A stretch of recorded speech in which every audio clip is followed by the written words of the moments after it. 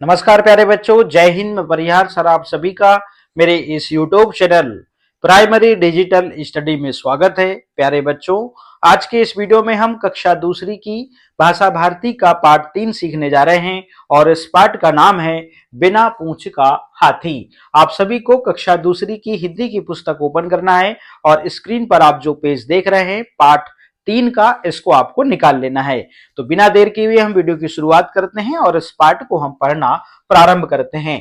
तो जैसा कि आप स्क्रीन पर देख रहे हैं, ये पाठ 3 है और इस पाठ का नाम है बिना पूंछ का हाथी। इस पाठ में हम क्या क्या सीखेंगे? चित्रकथा पढ़ना, चित्रों को देखकर कहानी का भाव तथा क्रम समझना। चलिएगा, अब हम चित्र को देखते हैं और कहानी को पढ़ना प्रारंभ करते हैं। एक घने जंगल के अंदर जामुन के पेड़ों पर रहते थे कुछ बंदर। आप देख रहे हैं यहाँ पर पेड़ों पे आपको बंदर दिखाई दे रहे हैं, मतलब एक घना जंगल था और जंगल के अंदर जामुन के पेड़ों पर कुछ बंदर रहते थे। ठीक है ना। अब दूसरा चित्र देखते हैं। यहाँ पे आपको 4 बंदर दिखाई दे रहे हैं। सब मीठे मीठे जामुन खाते और मिलकर रहते, हंसते गाते। और सब जो बंदर थे वो मीठी मीठी जामुन जो है वो खाते थे और मिलकर रहते थे, हंसते थे और गाते थे। ठीक है ना। तीसरा चित्र को देखते हैं। यहाँ पे आपको हाथी दिखाई दे रहा है। हाथी एक अकेला आता, जामुन डाली तोड़ गिराता। और एक अकेला हाथी आता और जामुन की डालियों को तोड़कर गिराता। ठीक है ना। जो था बंदरों का सरदार। आप देख रहे हैं यहाँ पे एक बंदर अलग सा दिखाई दे रहा है। सरदार मतलब बंदरों में एक बड़ा बंदर होता है जिसे हम सरदार कह रहे हैं यहाँ पे, जिसे हम टीम लीडर के रूप में वो काम करता है। तो जो था बंदरों का सरदार, मन में उसने किया विचार। क्यों विचार किया? क्योंकि एक अकेला हाथी आता था और जामुन की डालियों को तोड़कर गिराता था। तो बंदरों का जो सरदार था उसने मन में क्या किया? विचार किया। चलिएगा आगे चलते हैं, अगले चित्र को देखते हैं। अब यहाँ पे देखिएगा 3 बंदर हैं। मिलकर आज सभी हम साथी, कहना बिना पूछ का हाथी। तो बंदरों का जो सरदार था उसने मन में क्या विचार किया? उसने विचार किया कि मिलकर आज सभी हम साथी, कहना बिना पूछ का हाथी। मतलब हम सब मिलकर क्या कहेंगे? बिना पूछ का हाथी। इस चित्र को देखिए, यहाँ पे हाथी है। भारी भरकम हाथी आया, देखो बिना पूछ का हाथी, सारा झुंड चिल्लाया। और जैसी प्लानिंग करे थे यहाँ पर बंदरों के झुंड ने, उन्होंने क्या चिल्लाया? भारी भरकम हाथी आया, देखो बिना पूछ का हाथी। इस प्रकार से सारा झुंड जो है वो चिल्लाया। ठीक है ना। अब आगे देखते हैं इस चित्र में। यहाँ पे भी हाथी आपको दिखाई दे रहा है। हाथी यह सुनकर घबराया, मोटी गर्दन छोटी पूंछ मुड़कर देख ना पाया।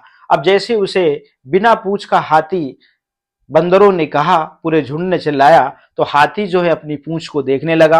अब उसकी मोटी गर्दन थी, छोटी पूंछ थी और मुड़कर वो देख ना पाया। तो हाथी यह सुनकर घबराया और मोटी गर्दन छोटी पूंछ मुड़कर देख ना पाया। अगले चित्र में देखते हैं। शर्म से भागा वन के अंदर। शर्म से भागा मतलब जंगल के अंदर भागा, वन मतलब जंगल। तो शर्म से भागा वन के अंदर, रहने लगे चैन से बंदर। मतलब निश्चित होकर जो बंदर है वो अब रहने लगे और हाथी जो है वन के अंदर, जंगल के अंदर भाग गया। इस प्रकार से ये चित्रकथा थी, इसको हमने पढ़ा। आगे चलते हैं। शब्दार्थ में डाली मतलब आप जानते हैं, टहनी या पेड़ की छोटी छोटी शाखाओं को डाली कहा जाता है। सरदार मतलब मुखिया, जिसे हमने टीम लीडर के रूप में कहा था। झुंड मतलब समूह या दल को झुंड कहा जाता है। तो यहाँ पर बंदरों का जो समूह है, झुंड है, उसे यहाँ पर झुंड कहा गया है। ठीक है ना। भारी भरकम, विशाल या वजनी, जिसका आकार बड़ा हो, वजन में ज्यादा हो, उसे भारी भरकम कहते हैं। चैन मतलब सुख या फिर आराम। तो बंदर जो है चैन से रहने लगे मतलब आराम से रहने लगे। अब अभ्यास में यहाँ पे प्रश्न है। बताइए, जामुन के पेड़ों पर कौन रहते थे? जामुन के पेड़ों पर बंदर रहते थे। बंदर क्या खाते थे? जामुन खाते थे। जामुन की डाली कौन तोड़ देता था? जामुन की डाली हाथी तोड़ देता था। बंदरों के सरदार ने क्या किया? बंदर के सरदार ने मन में एक विचार किया या मन में विचार किया। ठीक है ना।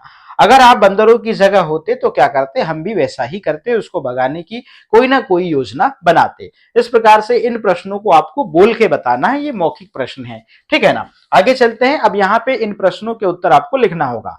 तो बंदरों ने हाथी से क्या कहा? बंदरों ने हाथी से बिना पूंछ का हाथी कहा। इस प्रकार से आप उत्तर लिखेंगे, ठीक है ना। अगला प्रश्न है, हाथी अपनी पूंछ क्यों नहीं देख पाया? हाथी अपनी पूंछ इसलिए नहीं देख पाया क्योंकि उसकी मोटी गर्दन थी। इस प्रकार से, ठीक है ना। अगला प्रश्न है, पूंछ न दिखने पर हाथी को कैसा लगा? उत्तर लिखते हैं, पूंछ न दिखने पर हाथी को शर्म आ गई। इस प्रकार से आप उत्तर लिखेंगे। हाथी के भाग जाने पर क्या हुआ?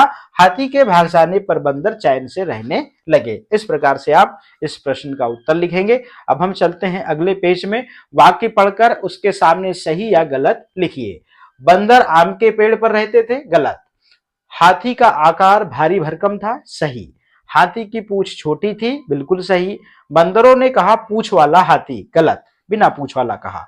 बंदर चैन से रहने लगे, बिल्कुल सही। अब करने की बारी, अब आपको इसको करना है।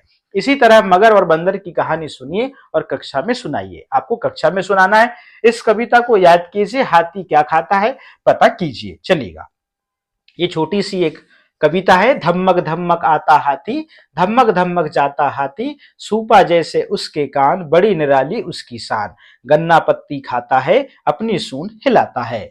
इस प्रकार से आपको ये छोटी सी कविता आपको गाना है और इसमें प्रश्न पूछा गया है कि हाथी क्या खाता है। तो हाथी यहाँ पर देखा गन्ना पत्ती खाता है। इस प्रकार से आपको उत्तर पता करना है। तो धमक धमक आता हाथी, धमक धमक जाता हाथी, सूपा जैसे उसके कान, बड़ी निराली उसकी शान, गन्ना पत्ती खाता है, अपनी सूंड हिलाता है।